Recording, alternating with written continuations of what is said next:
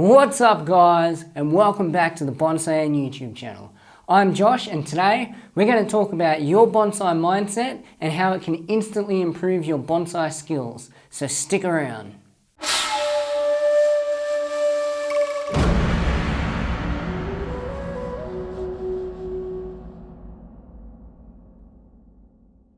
Alright, so bonsai mindset.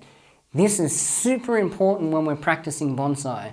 Everything we do, we need to think about it as much as we possibly can. So that's why I'm going to go through a few of these points that I've got here on the whiteboard. We're going to discuss them a little bit and why they're so important to change your mindset on these things.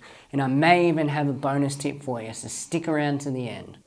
Now, as you can see, the first point that we've got here, how we think about the tools for the job. Now, like any other trade or profession, we use tools in bonsai, and it's important that we put a lot of thought into these tools, the types that we get, what we need or what we don't need, and above all, the quality of these tools. So this is especially important in bonsai because if we buy cheap tools that aren't sharp, what we do is more damage to the tree than good, okay? So what I mean by that is, say your bonsai scissors, for example. If you buy like those sets that you see on Amazon, they're like $100 and you get the whole set. They're all made out of like cast steel. They're not sharp. As soon as you pull them out of the case, you can feel they're not sharp. They're made out of terrible quality steel. So for one, they're not going to last very long anyway. But for two, when you cut the branch with those, what you're doing is actually crushing the branch before you make an incision, okay, on the branch. Now what this does is actually damages the cut side on the branch, and the branch has got to spend more time trying to repair those crushed cells than it does just, trying to put out new buds or growing on. So having a sharp set of scissors really changes the game for you because you come in, you make that cut, it's nice, sharp and precise. Think about it like this, it's like a surgeon. They always use the sharpest tools to cut the human body, and then that way, while the human is healing, it takes less time and you end up with less of a scar because that cut was so clean and precise. It's exactly the same with our trees. We need to make sure those cuts are as clean and precise as possible. Now, when it comes to what tools that you're going to get, I would just think of it like this. When you need it and you don't have it, that's when you purchase it. Okay, so once again, like those toolkits on Amazon, there's a whole bunch of tools in there that you're probably not going to need straight up anyway. So rather than paying $100 for that full set of tools, buy yourself a decent set of scissors and a decent set of branch cutters. You might only get 2 tools for the same price, but those 2 tools are going to do their job perfectly, rather than that whole toolkit that's going to do everything horribly. So just try and change your mindset about the quality of tools that you buy. The real reason why bonsai professionals and lots of bonsai enthusiasts prefer Japanese tools is because they're made out of Japanese steel. And Japanese steel is world renowned for being able to hold the sharpest edge for the longest time. And does that sound like something that you want for your bonsai tools? 100%. So that's why we prefer the Japanese tools. And if it's a Japanese brand made in Japan, 9 times out of 10, they're going to support their own steel industry and they're going to use that Japanese steel. So that's why we think about using Japanese tools. Okay, so our next point here, thinking about the right work for the right material. What I'm talking about here is changing your mindset about the work you need to do on a tree in accordance with the stage that that tree's in. Okay, so we've got our seeds, and then we've got our saplings, then we've got our pre-bonsai or our nursery stock, and then we've got a bonsai tree. Now all of these things need different mindsets to work on those trees, okay? So if you've got, a sapling, so you've just got a seed that's germinating, you've got this little tiny sapling, you're not going to start doing bonsai work on that sapling straight away. You're going to concentrate on growing it. So straight away your mindset's going to go to the right soil, the right fertilization, the right amount of water and sunlight, okay? And then once that tree grows up a little bit, now your mindset might change a little bit to wiring up the trunk and getting some new movement on it, okay? And once you've done that and it gets bigger and bigger, then your mindset might change again to, okay, now I need to fertilize different. I need to start, wiring out some of these first branches. So changing your mindset to the different material that you're working with is really going to benefit you greatly. I've seen it time and time again where people work on a tree in refinement like it's in development, or they're working on a tree in development like it's in refinement. That's the more common one, okay, where people get material that's immature, it's young stock, and they try to treat it like a bonsai in refinement, and it just doesn't work. The techniques are completely different. So you need to change your mindset about what the material is you're working with, what the goals are for that material, and the techniques that you need to apply to get the best results out of that material. Okay, so our next one here is putting more thought into the tree's position in the yard. Now this is super important, and a lot of people skip over this, but we need to think about the positioning of the tree in the yard. If you're somebody who works 9 to 5, you can only water once per day, then you might need to put your tree in a position where it gets morning sunlight, but not super intense afternoon sunlight. So you need to find that position in your yard where you get morning sunlight, but afternoon shade. Okay, if you live in a coastal area that gets a lot of wind, you might need to put your tree in a position where it gets protected from strong winds, as well as tying it down on your bench. But, protecting it from the wind is going to stop it from drying out quicker. So there's just a few different things that we need to think about when it comes to positioning our trees. Another thing that you might have to think about is if there's a big tree over above, if it drops a branch, is it going to land on your tree? Are there dangers like that lurking around? Have you got your trees up high if you've got dogs in the yard? Have you got them protected if you've got cats? Have you got possums or any of those kinds of things that are going to eat your trees? Have you got measures in place to stop that from happening? So the position of your tree in your backyard is something that you really need to put a lot of thought into. That way your tree lives its optimal life. Okay, so our next thing here is thinking about water more than just something we do and more like a technique. Okay, now what I mean by this is we all know that plants need water. Okay, that's just a given that we know that. But most people just water their trees every day as if it's just something we do. They don't put any thought into it. They don't put any thought into the pH of the water, how much water, the technique of how we're watering, okay, all that kind of stuff. And just to cover, a few of those things, what I mean is like our technique for watering. Do you just water the soil surface? Do you water the foliage and the soil surface? Are you just watering the foliage, okay? There's certain times where all those things, you will do those differently. Sometimes when you come through with the water, you might just give a tree a quick water over the foliage.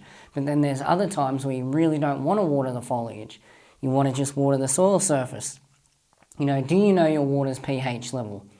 If you're saying no to these things, well then you need to learn these things and get yourself in the right mindset, because water is super important to a bonsai tree. And then above all that, do you know the function of water in the bonsai pot? Do you know the balance of water and oxygen? Do you know how to properly apply the water? That may seem like a simple thing. You say, well, I just hose the soil surface and it's watered. But that's not true. In bonsai, we're in a different environment. We need to apply the proper techniques. So if these are all things that you don't properly understand, you need to get yourself educated on them, change your mindset. That way when you water your bonsai trees, straight away your mind's kicking into gear. You know exactly what to do, you're confident, you know where to water, how to water, what to water with, okay? So that's just a quick point on watering, but I really do suggest you learn watering properly. Okay, so our next one here. Pruning is not just an aesthetic practice. Now, when it comes to bonsai, people think that we prune the tree to make it look nice, okay? And this is kind of a misconception. We kind of do trim the trees to make them look nice, but at the same time, there's technique to pruning the tree, okay? Whether that's, getting dormant buds to, burst and creating more ramification, or it's redirecting energy. We've got to do these things at the correct time of year, otherwise we might drain the tree of energy. Whether that's partial canopy defoliation or a full defoliation, there's reasons why we do pruning, not only for the aesthetics of the tree, but the health of the tree or the ramification of the tree. So learning pruning as a technique, as both a horticultural technique and also an aesthetic technique, is super important. And it's good to change your mindset on pruning as not just an aesthetic practice that we do in bonsai. You need to think of it as a horticultural practice. And why it's a horticultural practice? Because if you prune your tree at the wrong time, wrong time of year, you could very well drain your tree of energy. And if you do this too many times, then you could be sending your tree to an early grave. So it's good to learn those things. The next one we've got here is actually think about your fertilizing goals, okay? So when we get into bonsai, there's a few things we know. We know we need to water it. We know we need to prune it. We know we need to fertilize it, okay? But do we know why we need to water it? Do we know why we need to prune it? And do we know why we need to fertilize it, or what our goal is, okay? So we don't just come in and feed our tree, okay? And this is probably a good time to mention that when we say feed our tree, fertilizer is not actual food for your tree, okay? Actual food for your tree is when your tree photosynthesizes and creates sugars, okay? That's your tree's food. But fertilizer is like supplemental nutrients, okay? Like some people take multivitamin pills, okay? We eat food, but we take multivitamins to supplement different, vitamins and stuff in our body. So it's the same kind of thing with fertilizer. But when it comes to fertilizing bonsai, different ingredients in that fertilizer are going to get different goals, whether that be elongation, or whether it's defense against pests and disease in certain times of the year, or if it's root growth or fruiting and flowering, or the coloring of the leaves. If you see your leaves are starting to go pale, that's often nutrient deficiency. Okay, so when you fertilize your tree, you should be thinking to yourself, okay, what's my goal for this tree? If you've got a Japanese maple, for example, okay, you're coming into spring, first flush for the year, you're not just going to put a whole pile of nitrogen on the tree, because you're going to get really long internodes, you're going to get big leaves. That'd be just silly. Your goal is to get smaller internodes, smaller leaves. So you need to think to yourself, what's my timing for my application, and what's my application going to be? How much, and what's going to be in it? Okay, so all these things, you need to change your mindset about fertilizing, rather than just thinking about it as something we do, but thinking about the goals and how we achieve them. Okay, so our next one here, and this one might sound a bit funny, but I'll explain why in a second. Did you buy your pot because you liked it, or because it was perfect for your tree? Now, what I mean by this is, were you at a bonsai shop or a bonsai show and seen a bonsai pot and bought it just because, I like that, and then you slap any old tree in it? Okay, that's not what we do in bonsai. 9 times out of 10, we'll have our tree, and the tree's got certain things, like it might be a masculine tree, it might be a feminine tree, depending on the species or the style. This is going to tell us different things about how deep the pot should be, whether it's got sharp corners, rounded corners, what colour it is, whether it's unglazed, glazed, or what colour the glaze is. We need to learn all these things about bonsai so we can change our mindset about when we're buying our pots. So rather than buying a pot just because we like it, we need to buy a pot because it matches the bark texture of the tree, or it matches the masculinity tree, or the femininity of the tree, or whatever it may be. We need to match the pot to the tree, okay? So when we buy our pots, we need to think about what shape the pot is, what colour the pot is, how deep the pot is, or how shallow the pot is, what kind of feed it has. All that kind of stuff goes into us picking our bonsai pot, okay? So some people do like to buy bonsai pots and just have them on display because they like them, and that's cool. I might even do something like that one day. But if we're going to put a tree in the pot, we need to know the tree that's going in that pot, and then it's going to suit that tree. Now, this one, always ask, what's my goal? Don't know? Stop, rethink. Okay, so you sit down at your bonsai and let's say you're going to prune it. Okay, so you sit down, bonsai in front of you, you got your bonsai scissors. Before you start pruning, think to yourself, what are my goals for this pruning session? And if you can't answer that question for yourself, stop. Okay, because obviously you're doing the work just to do the work, and we don't want to do that. You know, if you're thinking to yourself, you know, I need to redirect energy, or I want these, you know, dormant buds to shoot, you know, so I can get some ramification, or I need to clean out the interiors for the summertime or the winter time, whatever it may be, I need to redirect energy, okay? If you know why you're doing it, then you can do it. And this goes for anything in bonsai. Like we mentioned with the fertilizer, do you know why you're fertilizing? What is your goal? And that's the same with everything you do in bonsai. Before you do any work, stop, ask yourself, do I know why I'm doing this? What's my goal? And if you don't know, then don't do the work, okay? Either go back, do a little bit more research, learn a little bit more, or see if you can think to yourself, if you know the reason why you're doing that, what you want that outcome to be.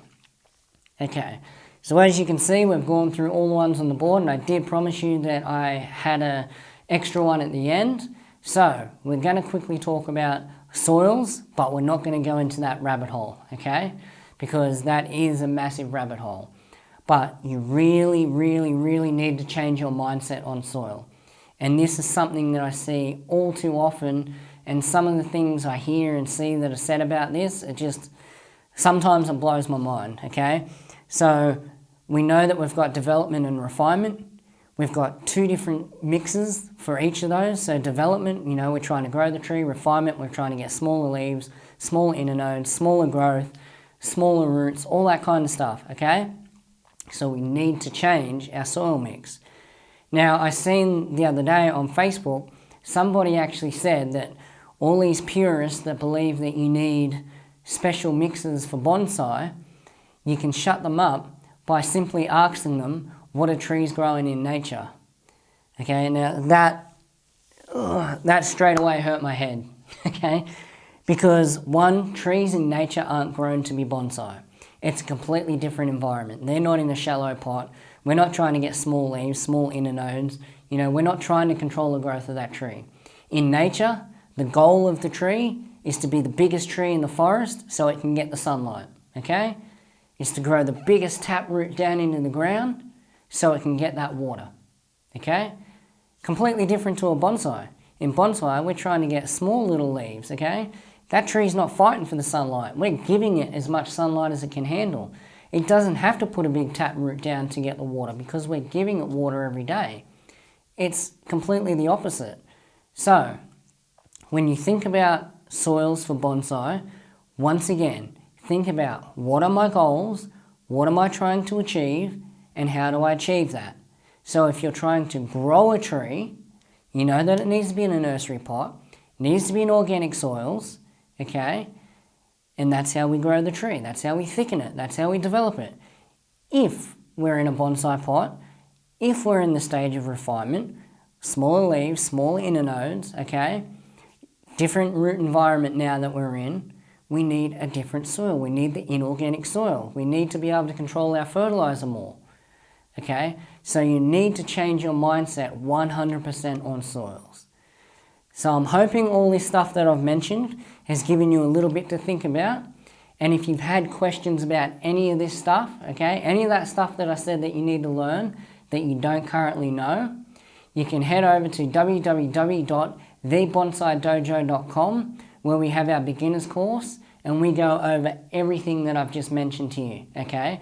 And we teach it to you in a way that it's not just a technique, but you will know why. Okay, so if you stand in front of your tree and you learn in our course about pruning, watering, fertilizing, wiring, soils, pots, tools, all the stuff that we teach in that course, we teach you the whys behind everything.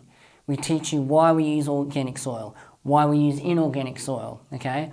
Why we prune, when we prune, okay? And how to think about that technique. We teach you how to water properly, why we need to do certain things when we water, why we don't do certain things when we water, Okay, we go through all of that. So if you want to check out that course, once again, www.thebonsaidojo.com. I'll leave the link down in the description below. You can go and check that out. Also, down below this video, you'll see some of our t-shirts that we got for sale. So if you want to grab a t-shirt like the one that I'm wearing, hit the link up in that bar down below, find the design you like, and that will help support our channel very much. But I hope you've learned a little bit today. Leave a comment down below if this video helped you. But until next time, enjoy your bonsai journey.